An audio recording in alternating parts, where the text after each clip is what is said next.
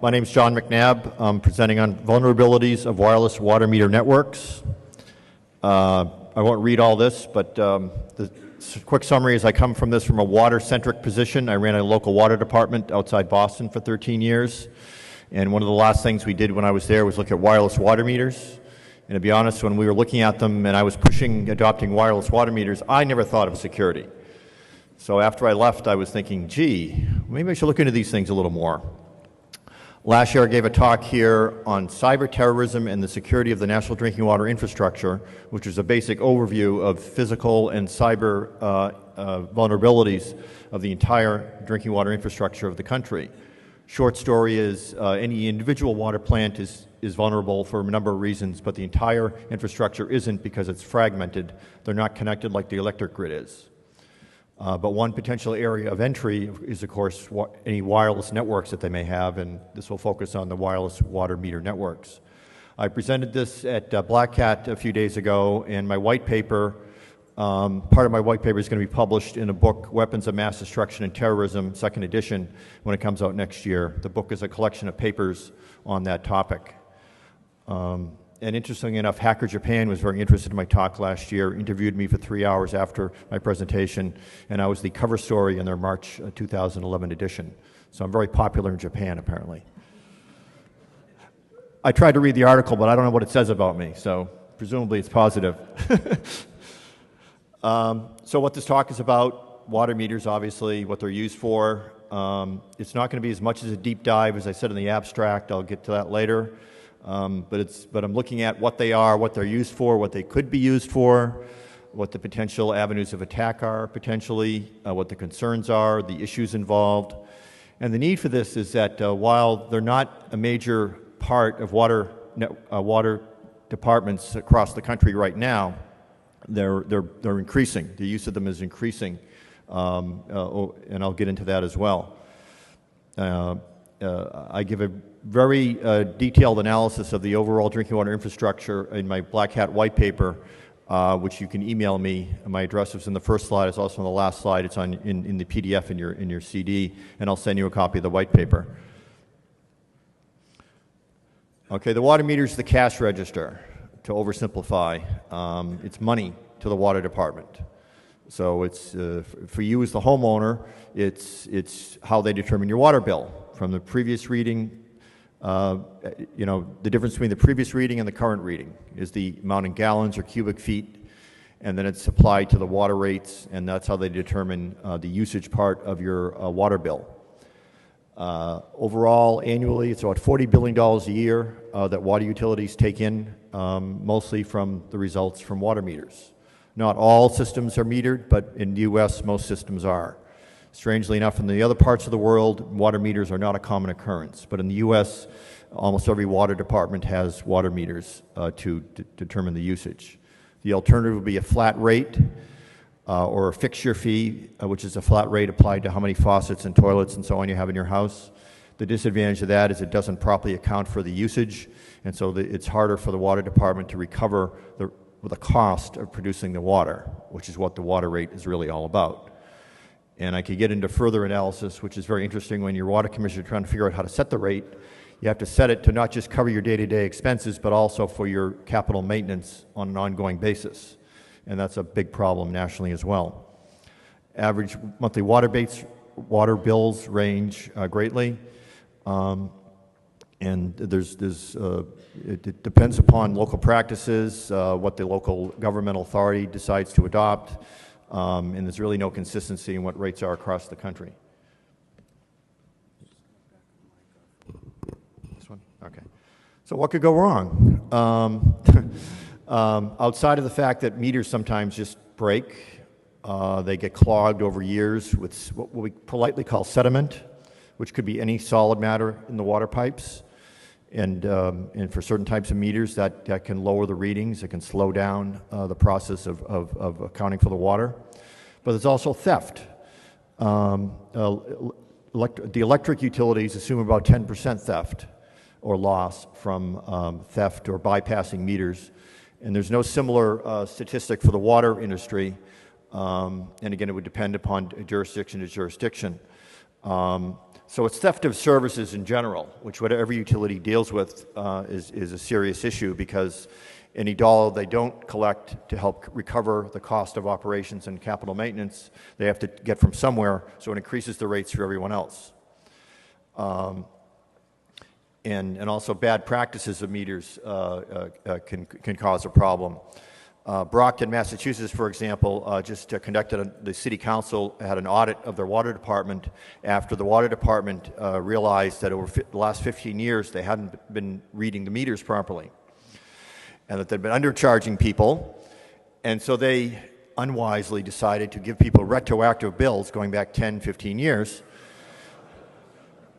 which I went through that inadvertently in my town, and it's not fun. People do not like retroactive bills, and I think the legality of it's questionable wherever you are.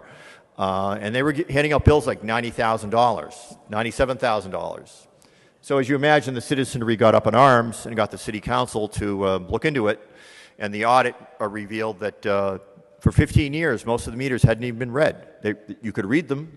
You could send the meter reader around and read them, but they weren't reading them. They're giving estimated bills that had no relation to how much water was going in. And gee, that's why they had fiscal problems.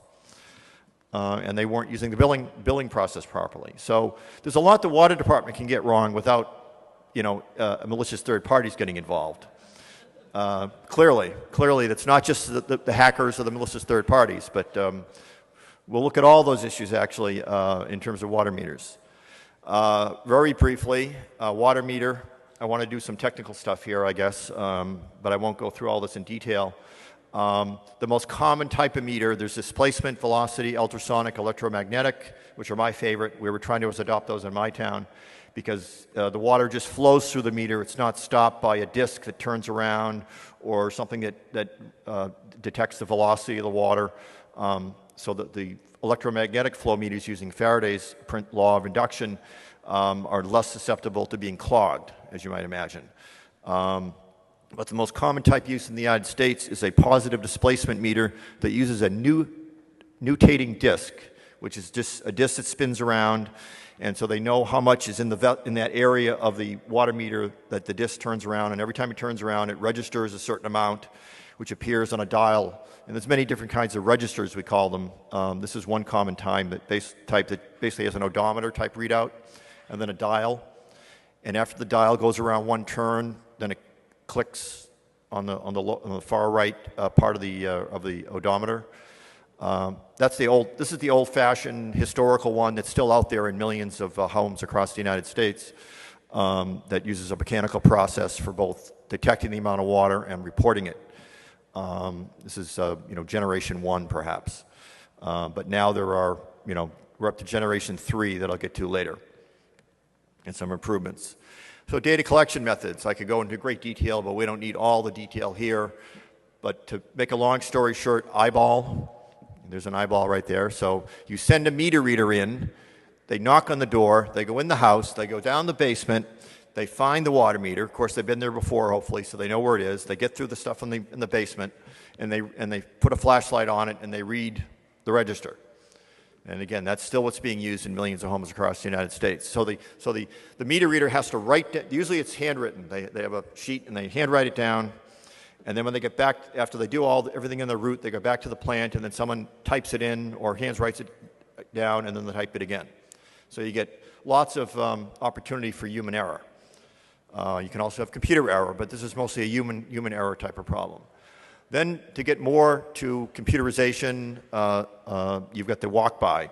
So you attach, even on these older meters, there are like 2 or 3 wires you can attach a reader to it that then drill a hole and goes to the outside of the building. And we call it a gun. It's a handheld computer that's only purpose is to read the meter. So you put the gun on the device at the outside of the house, and it electronically downloads the information. And so after the meter reader's done his entire route, so he still has to walk to the house, but he doesn't have to get in. So that reduces the problem of having estimated readings when you can't get into the house, which still occurs. Some people don't want to have their meters read for some reason. So what we did in my town is we gave them estimated readings of like $5,000, and that got them to come to the water plant to say, hey, what are you doing? And we said, well, we just need to read your meter. And then they say, okay, fine. Otherwise, we can't charge them $5,000, but that's a way of getting their attention. So the town council might have got involved in that, but we didn't have that many, and it worked. So we abated the $5,000, and then we give them the proper bill. Then there's drive-by, which is getting closer to what we're really talking about. So instead of having the meter reader go with the gun, it sends a signal out that can be reached from the street, or there are varying ranges for these things, and it's just automatically downloaded as they go by. So that's getting us closer to the ideal of a smart meter or a meter network, which is our next slide, is a fixed network. And this is what you hear about on the smart grid. The water smart grid, if you can call such a thing, or the water smart meter is the little sister or brother of the electric smart grid, which is moving faster and being developed more frequently across the country and across the world. So actually to research this, there wasn't much out there on the water smart grid, so I'm adapting a lot of things from the electric smart grid and fixed network architecture, which is basically being copied for the water and for gas and anything else that is a utility provision. So instead of having a drive-by, the signal, of course, goes out everywhere, and depending upon the topology and the size of the community, if you're lucky, they can all be received at the administrative headquarters, or where the billing center is located, and all be collected there. In most cases, even in small towns, you've got geography problems. It's tough to depend on the signal getting there all the time. You can set up repeaters. You can do a mesh network in the long run, or you basically set up aggregators so that Washington, D.C. does this. They have aggregators, so the water meter sends its signal out using RF, radio frequency transmission, and then it goes to an aggregator in the neighborhood or that area of the town, of the city of Washington, D.C., and then it's sent by cell phone to the water plant, to the billing system. There's a lot of different means for sending the signal automatically. RF is the most frequent, but it's also cell phones. Power lines are used by electric utilities, obviously, but for some reason are not used in water in the U.S. As a means of sending the signal. That's another possibility. Cable is another one. So without getting into the technicalities of the different means, I'm going to be focusing a little later on the most common one, which is radio frequency, which is also one hopefully we can do something with. The other key thing about the fixed network is that it can allow two-way communication. Now, with electric systems, smart grids, that gets very interesting when you also add to it a home area network, which might have been talked about in the talk previous to this that I wasn't able to see because I was getting ready for this. But home area networks are very interesting because it's the Internet of Things. Every electric appliance in the house has an IP address or is connected to a central controller that the homeowner can presumably control, but also the utility can control to turn things on and off, to deal with power surges or reduce the use of things that aren't actually being used when they've got a heavy load, things like that. No one's really talking about that for water for obvious reasons, because basically it's mechanical issues. You can't really do the same thing, but it gets into interesting questions that I'll get to a little later. So the topology isn't very interesting. It's probably conceptually a star, but the key thing is two-way communication. So suddenly your water bill can be read almost any time. Instead of every quarter with the eyeball or the walk by or even the drive by, it can be monthly, it can be daily, it can be hourly. Every 5 minutes, you can put any household, anybody on your network on any schedule you want, basically. The trick is, how much information you want to get, and do you really know what you're going to want to do with it? So that gets us a lot of advantages in terms of information collection. The benefits of the these terms, AMR, automatic meter reading, AMI, advanced metering infrastructure, and smart grid are sort of fluffy. They go, you could be talking about one when someone else thinks you're talking about the other. Automatic meter reading is mostly, could be the walk-by. That's not really advanced metering infrastructure. But we're going to focus from now on the fixed network system, which is smart grid or AMI for water. So it lowers the meter reading cost. It theoretically owes better accuracy, even though that's what they say. In many cases, you'll see if you do some research like I did that a lot of people have higher bills or the bills don't make any sense with the wireless readings. It's better for the water utility in terms of helps resolve bill disputes because the computer never lies. You can just see that's what the computer said. And better customer service in terms of if someone comes back from vacation and they think they had a leak, someone at the plant can actually look at, here's what the readings were while you were away or while they're home. It's more information that can be used to help the consumer better understand what they're using for water.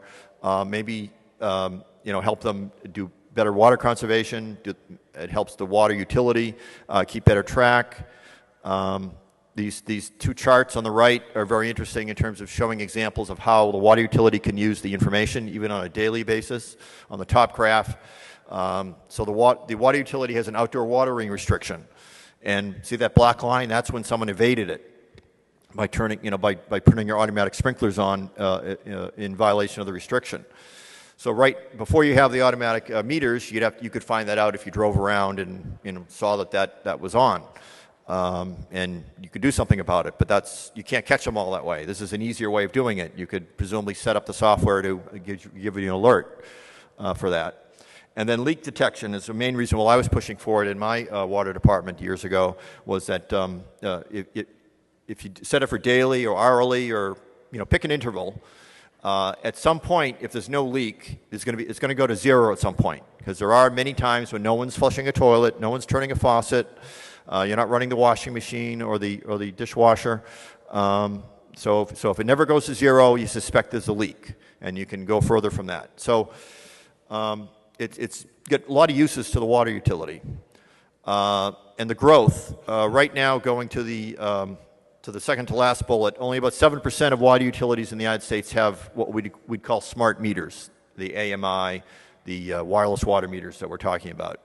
But looking at the studies that have come out, looking at the entire smart grid for water, gas, electric, it's projected to explode, to make major increases in the next 10 years.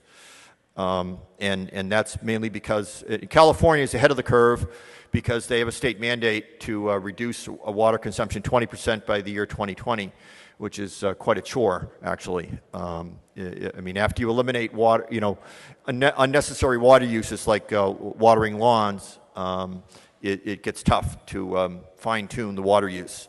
And so this is a useful tool for the water utility and for the homeowner in California to keep track of the water use and reduce it as much as they can.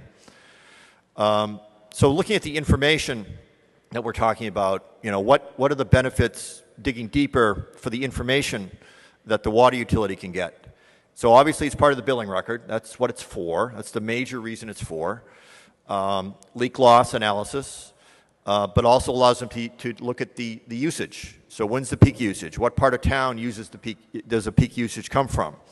Maybe there's an issue there they can look at. Maybe it helps them plan the running of the plant and the withdrawal of water from the source if they know better what the peaks and the valleys are hour to hour, minute to minute throughout the water district. Conservation, I mentioned a few times. Feedback directly to the consumer, so there's a potential benefit for the consumer. And this is from a report from California, and it's almost essential in California for the utilities to tell the state what they're doing or not doing to meet the mandate. So, summing it all up, the wireless water meter is an embedded device. It's a node in a sensor network, I'll get to.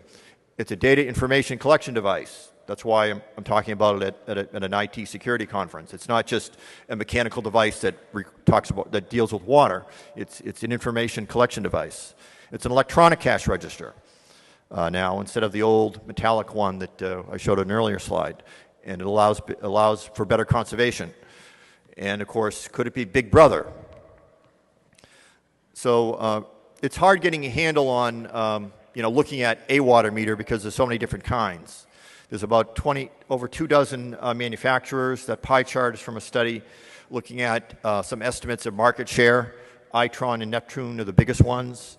There's also Census, Badger, Hexagram. Those are ones that I've done some research on. But it's a big field to try to get a handle on because there's at least this many manufacturers. They have different models. They have different types of meters. Some of them are the transceivers that can go on an existing meter. Some are ones where the transceivers built in already to the meter. So there's a lot of variety here because there's no standards really. They need to meet the American Waterworks Association standards for proper operation of a water meter. But as far as I know, that doesn't address the wireless portion or a lot of the issues that I'm talking about. And as I mentioned earlier, they can deal with a lot of different transmission methods: phone lines, cable, power lines, radio frequency, or a combination of the two. And again, the most predominant one is power lines. Checking my time. So looking into how are they put together, what is the technology and the engineering used, and again, I won't read all this, but patent information is very, very useful. So I bought a couple water meters on eBay and transceivers, and one of the ones I got was a Census MXU Model 550, and they're very helpful in actually printing the patent number on the outside of the casing. So I took the thing apart, and I'm afraid to say I didn't get very far, but I took it apart, identified as much as I could what the different parts were, and here they're described. We've got an Intel 8050 family integrated circuit. We've got a 1 kilobit EEPROM. It gives the description in the third bullet for what the interrogation mode is and what information is sent out and received. So I'm still going through this patent and some other ones and trying to pick a number of water meters to really dig into. But you can see it's mostly off-the-shelf components. Not many people are designing specific hardware, software for the water meter. They're using off-the-shelf chips, processors, EEPROMs, and transceivers, as it turns out. So looking generally in part of my research, I realized that a water AMR, AMI, smart meter, smart grid is a type of wireless sensor network, which is a large network of resource-constrained sensor nodes with multiple preset function, such as sensing and processing. So the sensor node, of course, is the water meter. And the major characteristics of a water meter and a sensor node in a wireless sensor network is low power processor, and that's true in our case. Low energy. They have batteries that are usually good from 5 to 20 years. There are some models coming out now that actually plug in and use AC power, but for the most part they use batteries because you never really know where it's going to be placed when you produce it. And even if it's someone's basement, you can't guarantee there's going to be an AC power near it. So they depend on battery power. So it's low energy and small memory, 1 kilobit. Sometimes you can have 4 kilobits of EEPROM. So not much you can do here with software, perhaps. So looking at wireless sensor networks in general, there's a lot of literature on this. You can get off the web. A lot of computer scientists looking at what are wireless sensor networks, what are the potential attacks, what are the potential defenses, and it's really a taxonomy of all the everything that we're used to looking at for networks: active versus passive, outside versus inside, mode class is attacking from an actually sensor node or water meter. So I think a laptop class is probably more useful where you're using a laptop with the right receiver and software and you're getting into the network. So the bad things you could do are interrupting the signal. Again, this is in general for water sensor networks. Interception, modification, replay. And the countermeasures, again in general, but it applies here as well, basically boils down to authentication, encryption, which you don't see in a lot of low power, low memory, low processing ability wireless nodes. And again, that's the case we see in water meters as well. So why would anybody want to hack into a water meter? I mean, that's really what started my questioning, looking into this is, how could you abuse this? And it's maybe not as interesting as an electric meter or some of the other things, many of the other things that people at this conference talk about, but there are things that need to be looked into. Could you reduce your water bill? Could you increase someone else's water bill? Could you steal water, the theft of service, which right now is being done so well in many utilities by just mechanical means? I mean, the good old-fashioned method, you put the meter in backwards. We see that occasionally. You bypass the meter. So you get someone who knows how to do plumbing and you just go around the meter. You find that a lot out there. But this is a more sophisticated way, if it can be done, to actually, do a man in the middle potentially and give the wrong information to the water department. Evade water restrictions, very important thing. In my community, when you had water restrictions, people get very hot under the collar that they can't water their lawn. And some of them think they have a God-given right to water their lawn and use the water. And the water department usually doesn't mind because they're paying for the water and they can afford to pay for the water. But again, if you have a water restriction because you have a problem with the supply, you don't really. Everyone's got to obey it. So if you want to evade the water restrictions and you want to gamble that someone's not from the water department's not going to drive by and see that you're doing that with the outside sprinkler, you just if you can do it, you change the readings that they get from your wireless water meter, and they're none the wiser. Could it be used for surveillance of human activity in the home? And I deal with the top ones in some degree a little later in here. The unanswered questions are, could you use it to get into the SCADA system, the control system that runs the plant? That's a very interesting question, since we know from talks at Black Hat and other talks here and stuff in the news and viruses like Stuxnet that the control systems, and that's what that picture is. That's a control system at my plant, which was running on an SP2 machine, I believe, unpatched. And that's usually what you find because they think they're off the internet, so they don't have to apply patches and virus protection and so on. That would just get in the way. So it'd be interesting if so the wireless water meter network only goes into the billing system, right? And the billing in the office system is never connected to the SCADA system, right? Well, actually, about half of them are. In polling, it's been done in the last couple of years or not. So I don't know the answer to the question yet. It's a further research and see whether that's a potential entry into that screen right there and changing the operation of the plant. Could you use it to get into other smart grid networks? There's a move to integrating water and gas smart grids into electric. And you could get a lot more bang for your buck if you're hacking into the water system, if you could also hack into the electric or the gas and do something nefarious there. So again, that's another question that is further down the line. So what could the evil consumer do? Theft of services.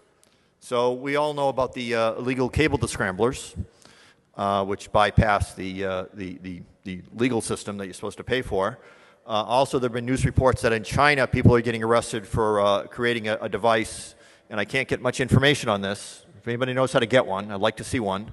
But it's presumably a box of some kind that either goes on your electric meter in China or there's a man in the middle. They're not describing it very much, and lowers your electric rates. So, could somebody, attack the wireless water meter system, and presumably with a box that someone like us would build, and lower their water rates, or give you control over everything that's being told to the water utility, so you could evade the water restrictions, or again, steal money from the water department and steal water. It's both. So the effect of the water utility is bad, of course, especially if they don't notice it, that suddenly the revenues are going down. Their master meter at the plant shows they're still sending out the same amount of water, more or less, but they're getting less revenue for the same amount of water going out. Gee, maybe there's a lot of leaks out there. Maybe there's a lot of illegal connections. So it's a possibility. Of course, it can be detected because even the wireless water meters have a register that you can, usually it's an LCD at this point for the more modern ones, where you can go down and actually physically read it. And then presumably you could, on some of the models, you can go to it and download directly from the meter what the readings were and get a better idea. So there's a way around it for the water utility, but if a lot of people are doing this, it's hard to find out and control. Could it be used for terrorists or adversaries trying to do damage? So I'm just speculating here. Could it be used to collect information to help them build a hydraulic map, save the water system?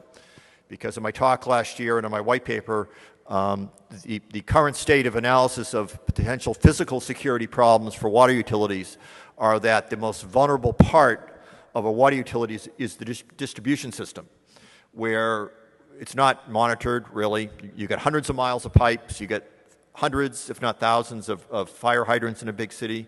You got hundreds of thousands of connections and valves and blow-off areas where someone can get into the system. And it's relatively easy if you know the hydraulics of the system, and so you know what's going to happen, that you can inject poison into the water system at a sufficient pressure to overcome the pressure of the system, and then spread poison throughout the city. So that's a question. That's still a question. More information is always useful if you're going to do an attack, obviously. So that's just a question. Disruption is more likely in a lot of places like California that are serious about water conservation, but also in other places that want an easy way to turn water on and off remotely. Say when an apartment dweller comes and goes, or a seasonal, somebody has a seasonal rental, and you need to turn the water on when someone comes and turn it off when they leave. There's something called WaterCop, is one brand name. It attaches near the meter, and it can be remotely turn the water on and off. So that may or may not be backhauled on the same signal as the water meter, but there you go. There's a whole other area of attack. So, for example, what if you could shut off the water? That's not poisoning the water, but it's definitely a serious disruption. Now, the major threat that conceptually that water utilities are facing from terrorists are poisoning the water supply. Al-Qaeda has threatened many times to do so. People question whether they have the capability to do that and whether it's high on their list, but it's definitely something they've threatened. Water meters don't really help them in that regard unless there's a recon component to it. But the smart grid for electricity is very wormable, as somebody said. I don't know if that's a word. But Thanasis Giannetsos gave a talk at Black Hat Spain last year where he developed a wireless sensor attack tool called Census, for electric grid primarily, and it's for 2.5 gigahertz transmissions. And it's a very sophisticated tool that he demonstrated to spread a worm through an electric grid. IOActive did something similar. They presented at Black Hat USA 2009. And this is a picture at the bottom you can go into YouTube and you can see their demonstration. So all the green dots or nodes are the unowned nodes on the electric grid, and the red ones are the ones that are owned. And it's great, you can run the thing and it starts all green and then it turns all red. It was simulated. They didn't do it in a real environment, obviously.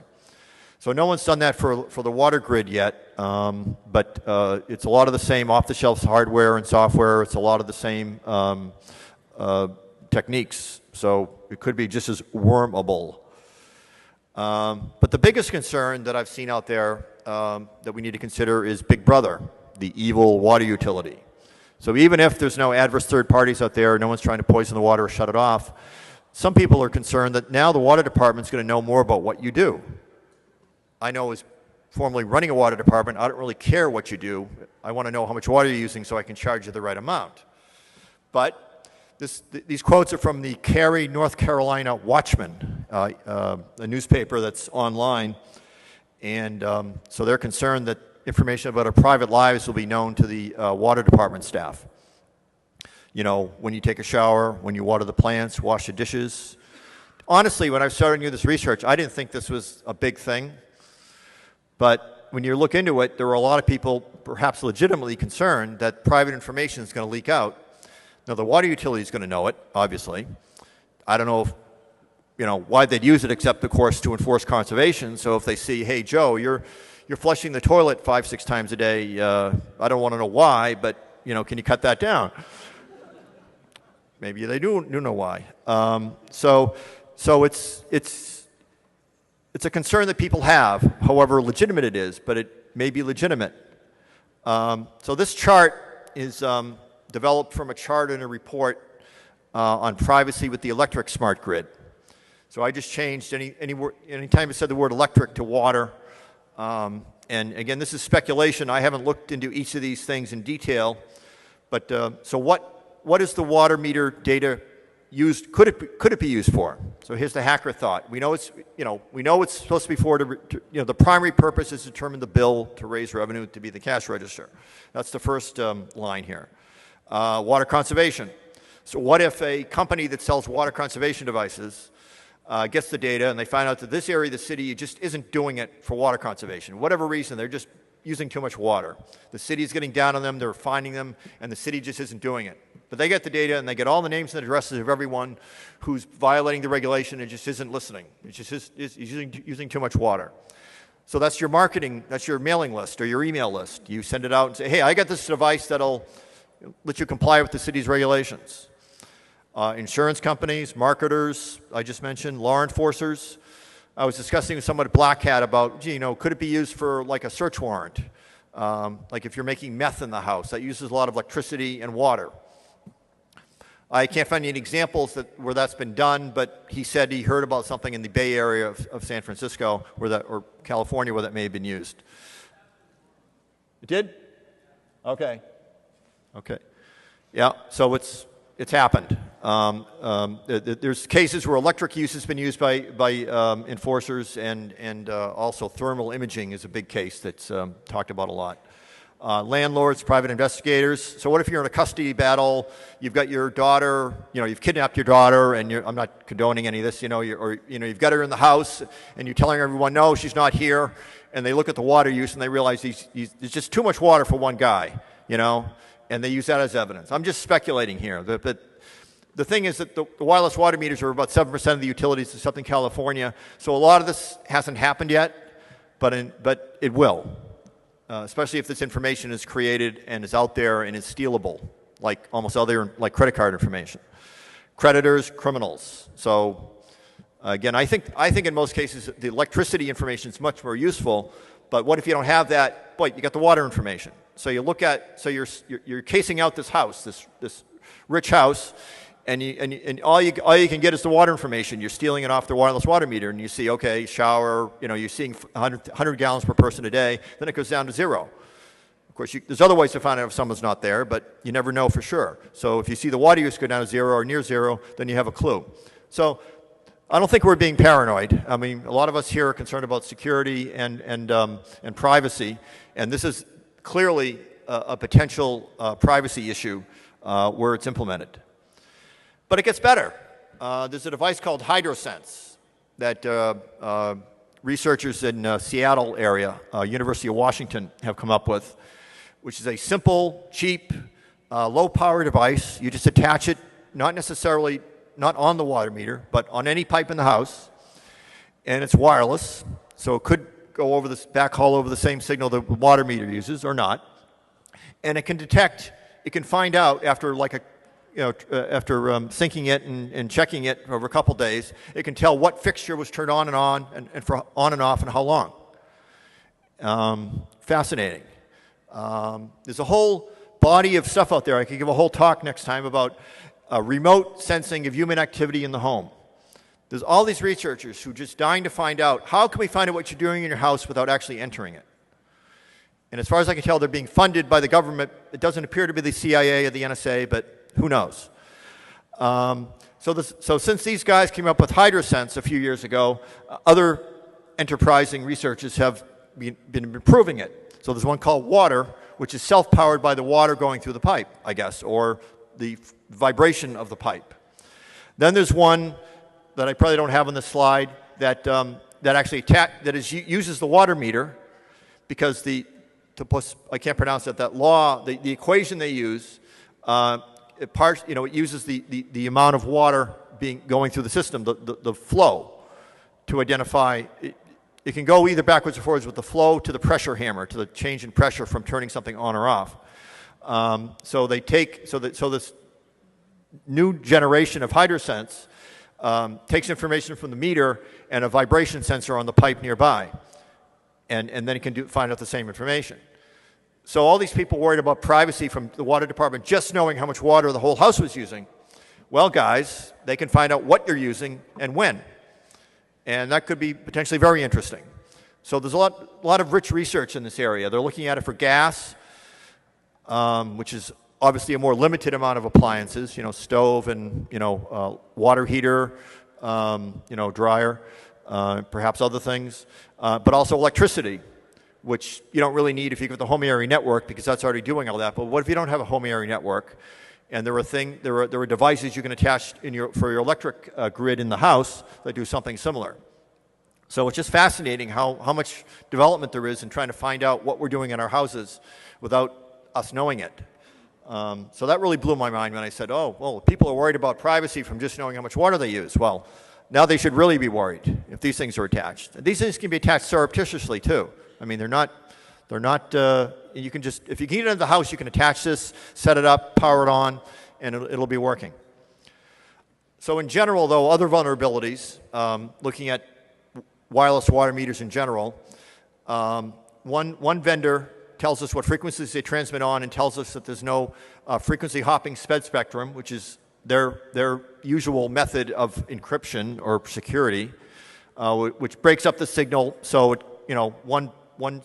some packets will go on one sub-frequency, then another one, and there are different spectrum schedules that they go out on that are pseudo-random, that only the sender and the receiver are supposed to know.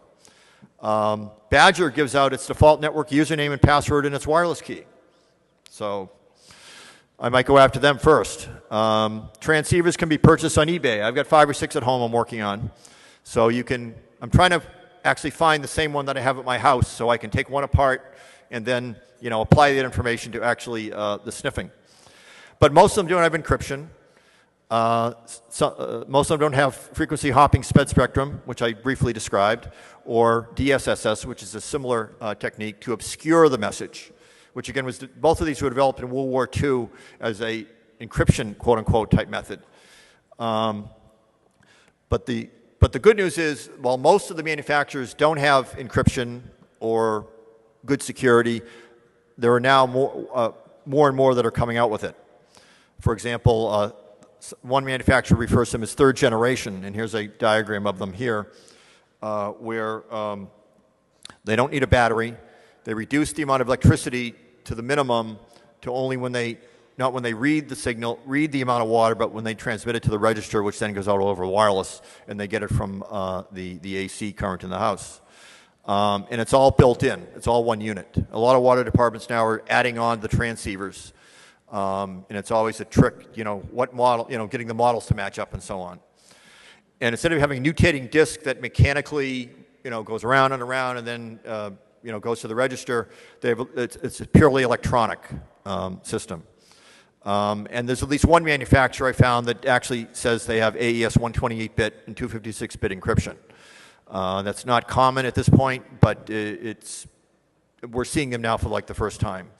There's still a lot of them out there that say frequency hopping SPED spectrum is for security, and I'll get to that in a minute.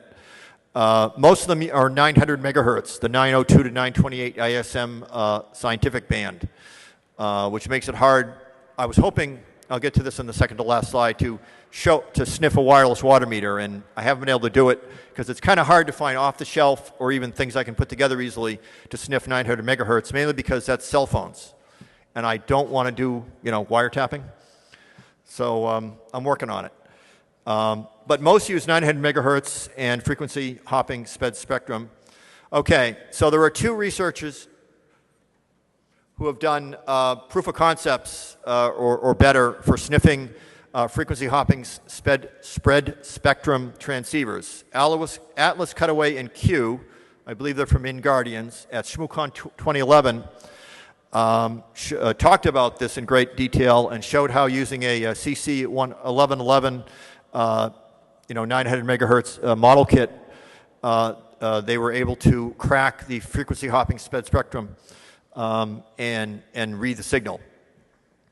And Rob Havalt, who's speaking tomorrow morning, I guess, on Spiders Taking Over the Earth, is what the title is. Black Hat Europe cracked it as well using a universal USRP, software radio peripheral. He used the peripheral 2 that he told me he set to listen in all frequencies at the same time. And because in this in the signals he was listening to, they use the same management frames that you see in 802.11. He was able to wait to find the management frame that told him the schedule for the frequency hopping, which was in the clear, of course, and then feed that back to some software he wrote to intercept it.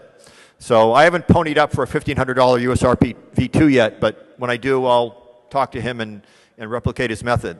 That's not the easiest way to do it. I'm trying to come up with a low-cost way, but at least a way to start to actually see what's going on there. And I alluded a couple times, I was hoping to come here and say, here's how I sniffed my water meter, but I couldn't do it.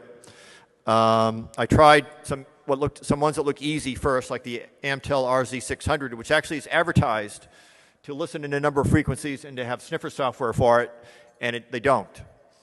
So the next one is FunCube Dongle Pro, which comes out of England, and that's a software radio peripheral for like 64 to 1700 megahertz. But I got that like a week ago, and I haven't had tried to configure it yet. So I'm looking at a number of other things as well, and hopefully that'll be my talk next year at ShmooCon earlier in the year, because it's possible to do this, but because it's 900 megahertz, they make it really hard. But the point is, it's not impossible. People have cracked FHSS before, and of course there is hardware to read 900 megahertz. So I'm going to be working on putting it together and show a proof of concept, hopefully for a man-in-the-middle attack. And wrapping up, I got the hook a few times. Water meters are an integral part of the national drinking water infrastructure. I won't read the rest of it, but the bottom line from my research is the major concern is privacy and surveillance. Whether or not you have HydroSense. If you have HydroSense, that ups the ante quite a bit. Tampering with water meters is already something going on. This gives the bad guys or the homeowners yet another way to do it. And so again, the purpose of this talk is to reveal what I know about vulnerabilities, so hopefully the manufacturers and the industry can use better practices and secure them so we won't have these vulnerabilities turn into real problems. And finally, this is a growth industry for water utilities as well as for hackers and evildoers. And if anybody wants my white paper where I talk more about this stuff in depth, email me at johnmcnabb@comcast.net. Thank you.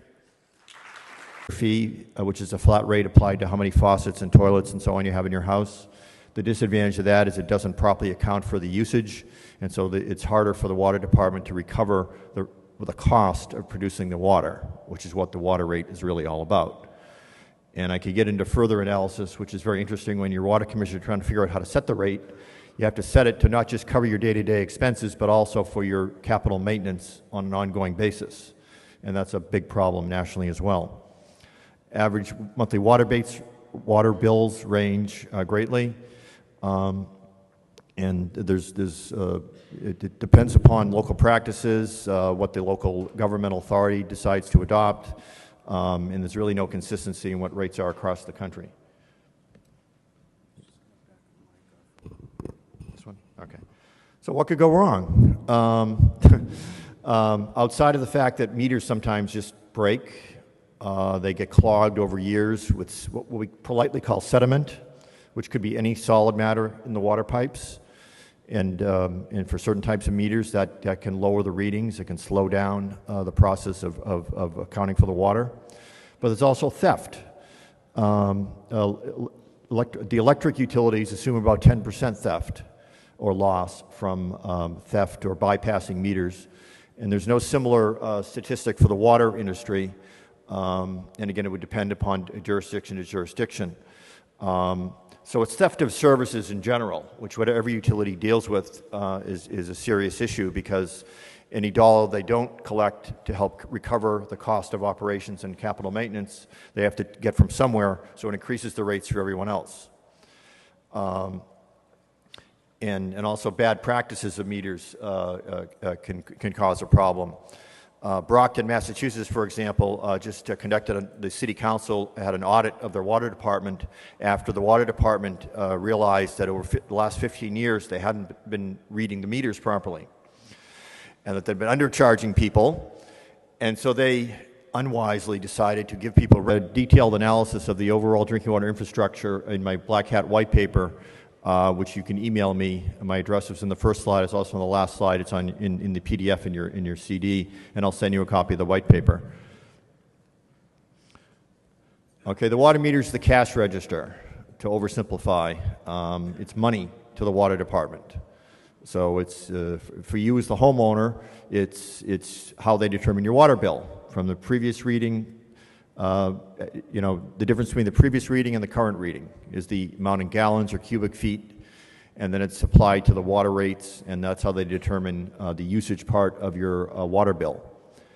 Overall, annually, it's about $40 billion a year that water utilities take in, mostly from the results from water meters. Not all systems are metered, but in the U.S., most systems are. Strangely enough, in the other parts of the world, water meters are not a common occurrence. But in the U.S., almost every water department has water meters to determine the usage. The alternative would be a flat rate or a fixture. Part of my white paper is going to be published in a book, Weapons of Mass Destruction and Terrorism, second edition, when it comes out next year. The book is a collection of papers on that topic. And interestingly enough, Hacker Japan was very interested in my talk last year, interviewed me for 3 hours after my presentation, and I was the cover story in their March 2011 edition. So I'm very popular in Japan, apparently. I tried to read the article, but I don't know what it says about me, so presumably it's positive. So what this talk is about, water meters, obviously, what they're used for. It's not going to be as much as a deep dive as I said in the abstract. I'll get to that later.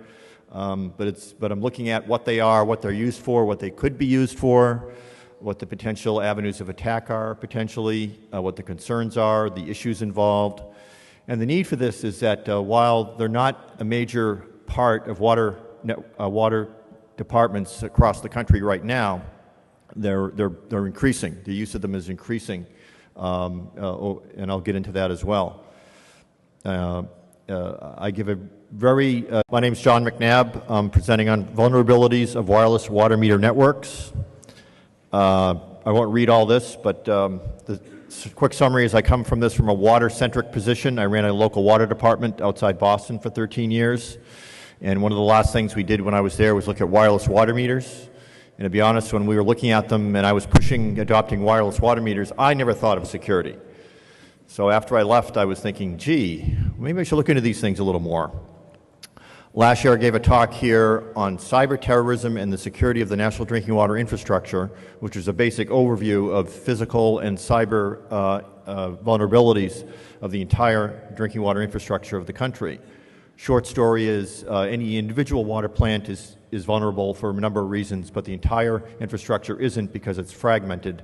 They're not connected like the electric grid is. But one potential area of entry is, of course, any wireless networks that they may have, and this will focus on the wireless water meter networks. I presented this at Black Hat a few days ago, and my white paper